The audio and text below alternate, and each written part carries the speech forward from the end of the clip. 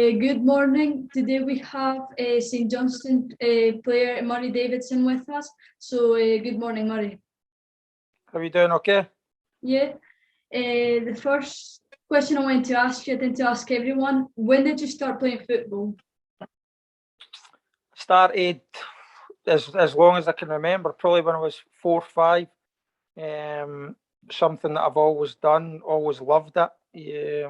And that's the reason why I play, because I enjoyed it when I was so young. So I'm 33 now, so I've played it for the best part of 30 years. And I still love it, yeah. So that's the reason why I started playing, because I obviously enjoyed it, playing with my friends all the way up through school. And yeah, still playing at the moment. How do you remember like your first couple of years, so when you were younger, starting to play football? Having fun. I always speak to my nieces, my nephews, and everyone that asks me. I always say you've got to have fun, because if you don't have fun doing it, there's no point in doing it. So, as I said earlier, the only reason I played football when I was a kid is because I loved it. And the first couple of years are brilliant, playing with your friends. There's no stress, going down the park after school, playing at school. It was all I ever done. And I generally had so much fun. Looking back, it was a massive part of my childhood, and I wouldn't change it. That's what tends to happen like to a lot of footballers that get to the stage you're at. Was there any player that inspired you when you were younger that you thought, I want to be them when I grow up? Yeah, I mean, I think you look at it's. I'm from down in the Scottish border, so I always used to go and watch Newcastle games. It was only about an hour and 45, 2-hour drive. Sorry. So I remember watching Alan Shearer. He was obviously their top man at the time. He got all the glory for scoring the goals, and I used to go to a lot of Rangers games with my family, watching people like Paul Gascoigne, Brian Laudrup, people like that. So I mean, the two that I always usually say are Alan Shearer and probably Paul Gascoigne. I thought Paul Gascoigne was an incredible player and one of the best I've seen live. That's a great inspiration to have. In 2008, you scored your first career goal against St Johnstone when you played for Livingston. What did you feel when you scored that first professional goal 13 years ago? Yeah, it was more after, because don't quote me on this, but I think it was 5-2. We got beaten that game, so it wasn't an ideal result. I think, if it's the right one, but it was bittersweet because we'd been beat the game. But obviously, to score your first career goal was special. Every player gets a great feeling when they score a goal. So yeah, it was obviously, personally, it was brilliant to get your first goal. And looking back, I mean, I can still remember the goal to this day. After 3 years at Livingston, you signed for St Johnstone in 2009. Was it hard to make that decision to leave the club, and what led you to make that decision? No, it wasn't hard at the time, because, I mean, Livingston were well documented, not now, but back then they had money problems, and we really were struggling financially. We weren't getting paid. And I'd played in the season that St Johnstone were coming up to. It was a year St Johnstone won the championship. I played against St Johnstone. I got a phone call in the summer. I spoke to Derek McInnes and Tony Docherty. I'd spoke to 3 clubs. 3 clubs wanted me and Dave Mackay, who I came at the same time. And as soon as I spoke to Tony, Docherty, and the manager Derek, it was pretty clear. I said to my agent that I wanted to sign for St Johnstone. It felt right. It felt like it was a good place to go and develop, and I mean, looking back, it's been a good decision for me. Yeah, it certainly has. You've had a huge development, and it's what you were after throughout the past couple of years. Your first season with St Johnstone was the club's first season back in the Scottish Premier League, like you said, since 2002. You got the opening goal to that season and the opening goal to your career at St Johnstone. What goes through your mind on a day like your league debut with St Johnstone, getting that opening goal? Yeah, well, looking back, I mean, at the time it was a massive thing for the football club, and I remember it. I don't know how many fans were there, but the stadium was probably one of the best atmospheres I've played with in the last 12 years down there. So I remember it was their first year back in the SPL for such a long time. I remember Jeff, the chairman at the time, was unfurling the flag. So it was a huge day, and it kind of just happened all so quickly because I don't think I was meant to be starting, and we got a couple of injuries. And the manager said to me, I'm starting. So I was probably 21 at the time. And I remember it was about 20 minutes in, and the ball just fell to me, and I hit it, and it took a big deflection, managed to go in. So that was very special to score that goal. And I can remember quite a lot about that game because it was my first. I'd played, I think it was Stenhousemuir in the cup the week before, but that I look at that, the league game, as my first proper St Johnstone game. And it was a great atmosphere. Finished 2-2. It was a good game of football, and it was good just to. I think it gave us the belief that playing an established SPL team in Motherwell, that we could hold our own, and we could compete at that level. So I think it was a massive game for everyone involved at the club. How do you remember your first season at the club? Like, what happened throughout that whole season for you? It was difficult. It helped. It was a big help. Dave Mackay coming along with me. He signed from Livingston at the same time as me, and I mean Dave's back in 2014. He was the captain of the Scottish Cup winning side. So it helped that I knew Dave. Dave was a bit older than me. He'd been in a few dressing rooms, but it was my first move.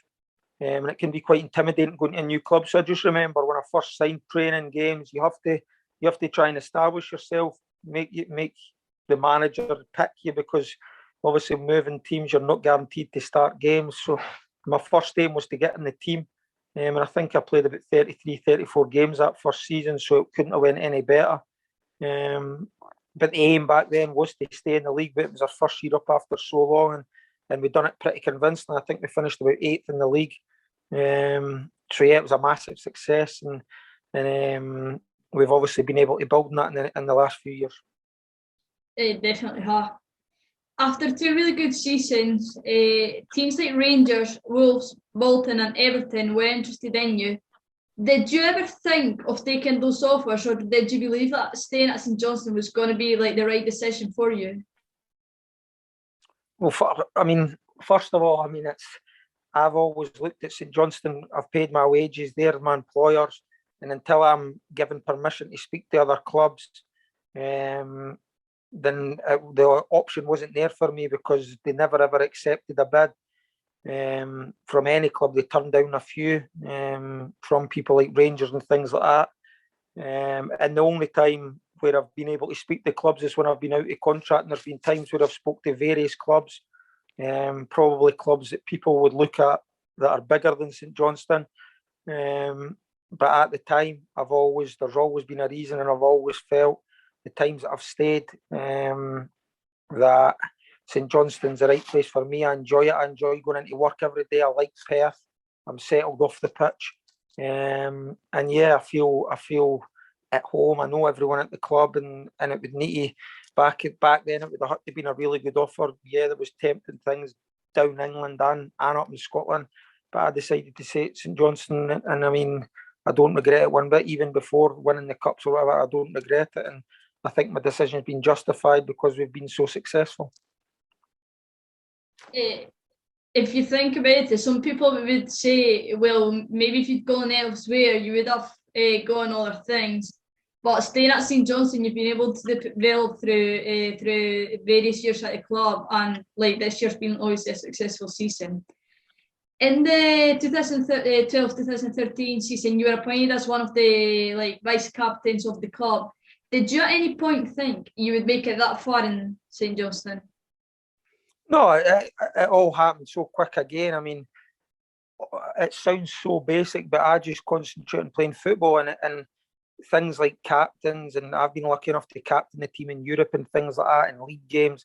It's a huge honour, it's a privilege, but that's just another thing that is out with my control. I remember Steve Lomas, the manager at the time, phoned me, and he wanted me to be vice captain. So that year, Dave Mackay and myself were captain and vice captain, and that was the two that came for Livingston. So a lot of people say to me it was an unbelievable piece of business by St Johnstone to get the two of us in. But listen, it's one of the things. Looking back, when I finish playing, I'll probably reflect and go over everything. But while I'm still playing, I just sort of try go on with train as well as I can every day and play as well as I can when games are here. So if somebody had said to me when I signed for St Johnstone, could you imagine what you've went on to do to be on the top 10 record appearance holders or whatever? I think I've had the most appearances in the SPL. To have captained the team in Europe, to have been part of 3 cup successes, to have played for my country. No, I probably couldn't have imagined it, but it's happened. And like I said earlier, I think that justifies my decisions that I've made to, first of all, sign for St Johnstone, and then secondly, on a couple of occasions, decide to stay at St Johnstone when I could have moved on. Definitely. In that same season, you got the opportunity to play the qualifying rounds for the Europa League. Unfortunately, you were knocked out in the second round with a global score of 3-1 to the Turkish team. What does it feel to get a chance to play in a European competitions like that one? Yeah, it's different. It's a different style of football. I mean, the Turkish team we played were a good side. We felt we were a wee bit unlucky over the 2 games, 2 own goals over there, 2 deflections. But Europe is a special occasion. I mean, again, like I said about the Motherwell game, that game against the Eskişehirspor, the atmosphere was unbelievable at McDermott Park, and over in Turkey, the Turkish fans were incredible. And they 2 games, me and a lot of the older boys, your Liam Craigs and people like that, we still speak about that because it is such good memories. So we've been lucky enough to be in Europe 4 or 5 times, and again, we've got Europe coming up this year. So there are moments that you want to try and enjoy, but at the same time, you want to go and try and be successful and go as far as you can. So hopefully we can manage to be successful this year. To start with, I wish you all the best for this year because it looks promising. You did have a really good game when you played at home. It was a 1-0 game at home. Unfortunately, you had 2 knocked back when you were away in Turkey, but when you were playing at home, you had a good score. Normally, when you think of like Scottish teams, apart from when you're speaking like Celtic Rangers who have gone on to do stuff at Europe, you think they're just going to get knocked out in the first round. You managed to go through the second round, put up a good fight against the Turkish team, and a lot of players, younger players, going up to teams like St Johnstone, Aberdeen and everything, look up to the kind of stuff you have done. Yeah, I mean, I think so. I think probably now more so than ever, even SPL teams probably say, I mean, St Johnstone, we're an established SPL team now. We've been top 6 probably 8 times at the last 12. I don't know. I'm hopeless with figures. But yeah, we have been successful.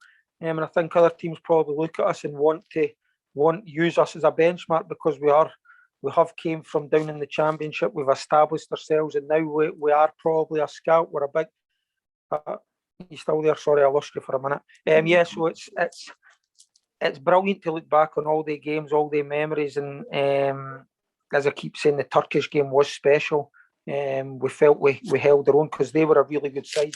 We at that time were spending a lot of money, and we put up a good fight, but it was just the game over there. 2-0, we managed to get back into it 2-1, and then when they scored the away goal, it made it difficult for us, but only fond memories of games like that. Definitely. In the 2013-14 season, the club won their first Scottish Cup. Unfortunately, you weren't able to take part as you tore your talar tendon. What does it feel to have to miss out on such a big achievement for the club due to an injury? Yeah, I mean, I've been asked this question a lot over the past few years, but it was hard. I missed the League Cup final this year through a calf injury, and that was more difficult to take than the one in 2014. The one in 2014, it was a long-term injury, so as we were going through the rounds, round by round, I knew I wasn't going to be part of the next one. But I missed the League Cup one this year when I played in the semi-final. And a couple of weeks later, I got a calf injury at Ibrox, and I was so close to making it. So that was so disappointing this year because I was so close, and I thought that I'd done well in the semi-final. So it was good to be part of it leading up to it. The boys were brilliant. They made me feel part of this year and in 2014. But as in watching the game, it's horrible. It's not nice. It's it's horrendous when you're watching a normal game on a Saturday, but when it's such a big game, such a big build-up, it's really hard to watch because you're so desperate for the boys to do well. You're so desperate for everyone involved with the club to be successful, but there's always a feeling inside you that I'm not part of it and I'm missing out. That's just the human side to it. So yeah, it's been hard, but the way that we ended the season, last game of the season, to win the Scottish Cup, it made up for it, and it made it extra special for myself personally. When you're saying like you're desperate like for the team, for it to go well for the team, you're also like desperate to get on the pitch, like try and help the team out. If you think something's not going right, you want to be there and try and help the team out. Whether it's just basically just being able to like talk to him, like you, move to left a bit because they're going through there. Do you know what I mean? It's. I mean, when you're watching it, you feel like you're helpless.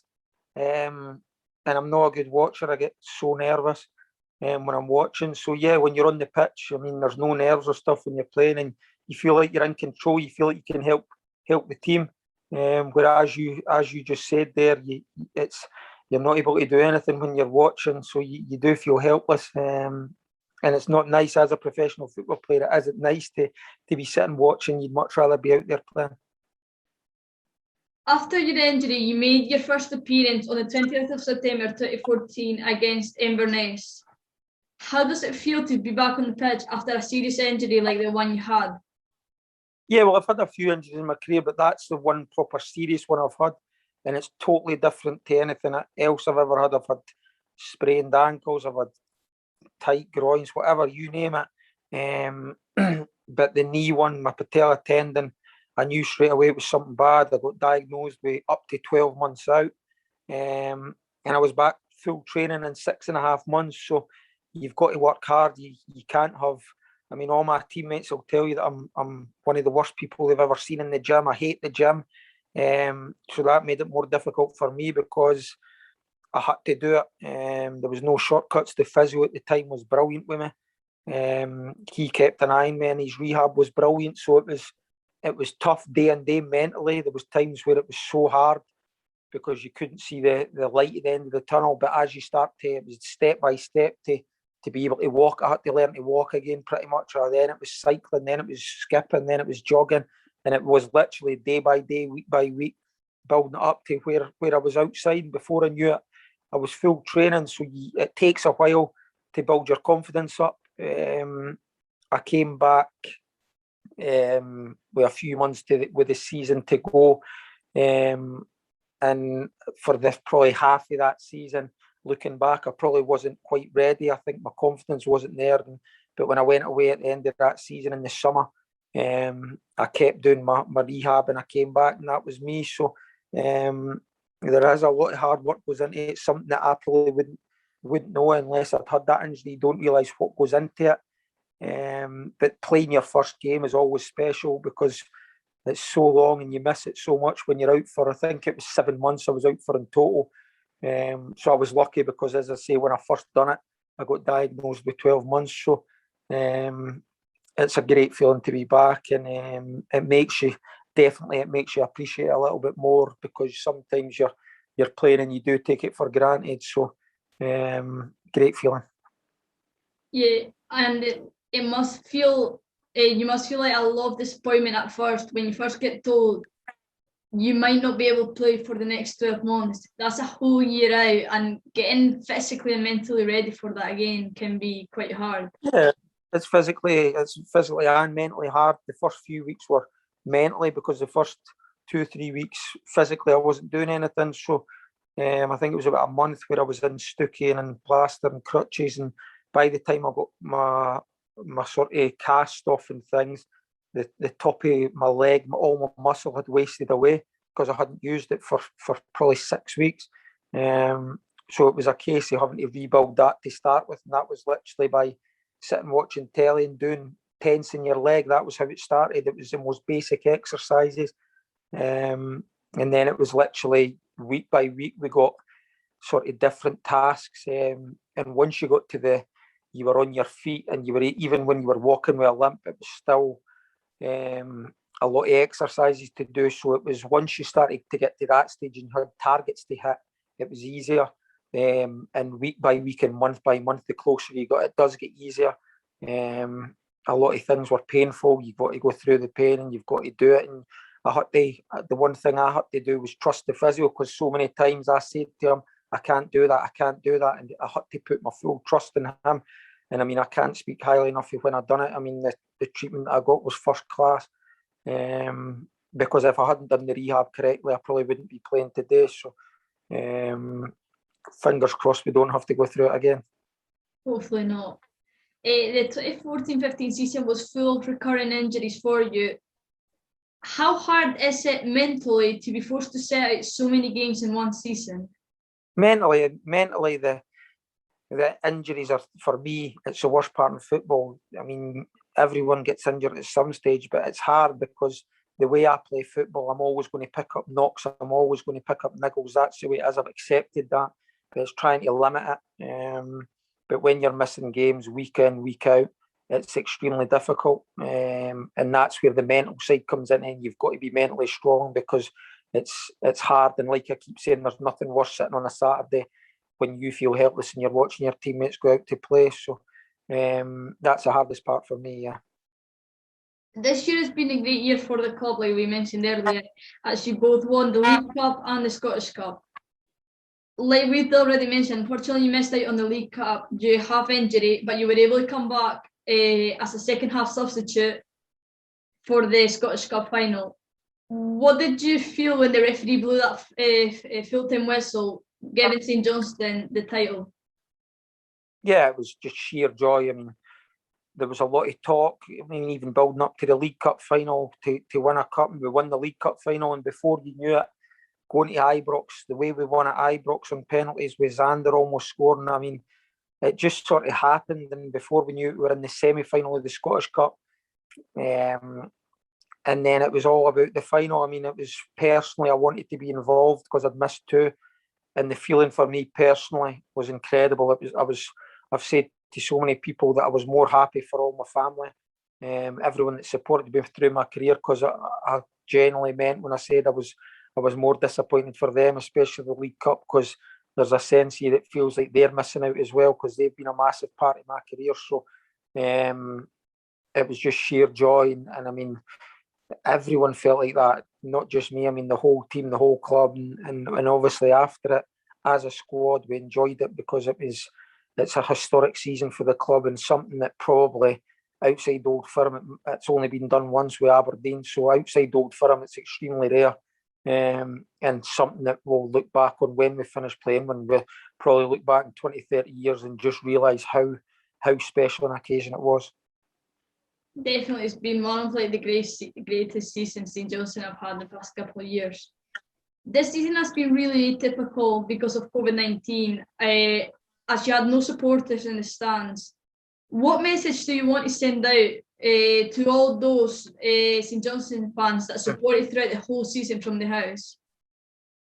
Yeah, I mean, first of all, there's a tinge of sadness in that, because the fans weren't able to celebrate at Hampden with us. But listen, I think if you'd offered any St John's fan, if they couldn't be at the game because of obviously the unique times we're living in with COVID, if we're going to win 2 cups and you're sitting watching it in your house or whatever, I'm sure they would have took it. So hopefully we see things, we hear things. I stay in Perth, so I speak to a lot of St Johnstone fans. We know we're not the biggest supported club in the world, but every fan that we have are loyal to us. We appreciate it so much. The players appreciate it. And we as well are obviously delighted that we could make them proud, because I've noticed a massive thing in Perth, the amount of people that have came up to me when I'm dropping my wee girl off at school or whatever I'm doing, just how much it means to so many people. So hopefully we'll get them back in the next couple of weeks. The games are coming up now, and we'd be buzzing to get them back in, because I'm sure they want to see us just as much as we want to see them supporting us. In November 2012, you made your full international debut and became the first Servant St Johnstone player to be selected for Scotland national team since 1932. What does it feel like to get a chance to represent your country and at the same time being the first St Johnstone player, like serving St Johnstone player to do so. Yeah, it was special. I mean, that was probably one of the proudest moments in my career because I'd represented Scotland at under 21 level. And then to get called up for the first team I'd been in, I think it was 3 squads, and I think we played Brazil at the Emirates. It was the Emirates, yeah. So I wasn't involved in that game, but even just to be involved and sit on the bench in a game like that was an incredible honour. And to get my cap, it's something that nobody will ever take away from me. It's something that I look back on. And I'm so happy that I've managed to do that because, as I say, in 40, 50 years, I can say I'm a Scottish international, and that's something that a lot of young kids, including myself, dreamed of when you're growing up. And yeah, even up until now, it's still one of the proudest moments and something that I look back on and my family look back on with great pride. Definitely. Even like myself, like one of my dreams would be to be able to get a debut for national team, and like you said, every little kid dreams to be able to play not just for a great club, but I think more than a great club, kids would prefer to get a game with national teams. So it's definitely special. Yeah. I've got 2 last questions for you. The first one is, what message would you give to kids that look up to you and want to be like you, play for a professional team, and then even get the chance to play for your national team? First of all, I'd tell any kid, like I said right at the start of this conversation, you have to enjoy it. I'd say enjoy it as much as you can. It really is, in my opinion, the best sport in the world. And it sounds boring, but you have to work hard. I mean, as you start getting older, going up through the age groups, a lot of it does come down to working hard. It's not just about scoring the winning goal or that. The glory is great, but that's the 2 things. It's such a boring answer, and I've said it to so many people. But 1, enjoy it, because if you enjoy it, you'll play better. And 2, listen to what your elders are telling you, listen to what your coaches are telling you. And if you work hard and enjoy it, that's 2 massive ticks sort of in your box, and I'm sure it'll stand you in good stead. And final question, what's the best thing football has given you in life? Enjoyment. I've met so many good people, and as I say, it's not like every day I wake up and people, my family members, things like that, joke saying you're not going to work. I'm probably not going to work because it's a game that I love. It's a game, if all I wanted to do for when I was 4 or 5 year old, it was all I was ever doing when I was a kid. I was one of the lucky ones to go full time when I was 16, and it's been my job ever since. I don't look at it as a job. I love it. I love the whole dressing room atmosphere. I love having to sort of, you're not just trying to do it for yourself. I love the whole pressure of you want it for your teammates as well, because you've got 10 other people beside you. You've got another 24 people in the dressing room or whatever it is beside you. So yeah, I love all that side of it. But as I keep saying, there's nothing better on a Saturday, going out, playing football, and enjoying it. I mean, it's not like you go out and don't enjoy it. I'm doing something I'm getting paid for, doing something that I love so much, and something that's brought me so much joy over the last probably 20, 30 years. That's great. I wanted to say thank you very much for coming and doing this interview with me. It means so much, like for someone like you to come along and do it. So thank you very much, and I wish you all the best for the season ahead and everything. Thanks very much. Lovely to talk to you. Take care. Bye-bye. Bye.